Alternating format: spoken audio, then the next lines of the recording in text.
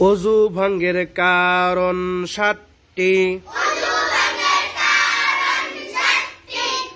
পায়খানা বা পেশাবের রাস্তা দিয়া কোনো কিছু বের হওয়া।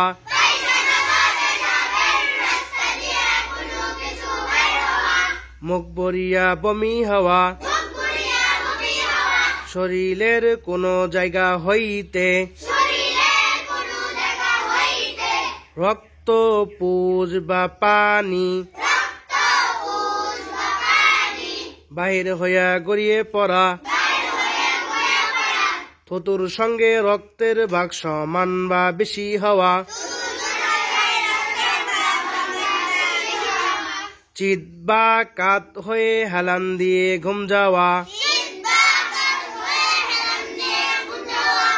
পাগল মাতালো অচেতন হইলে। নামাজে উচ্চ সুরে হাসিলে। বলেন।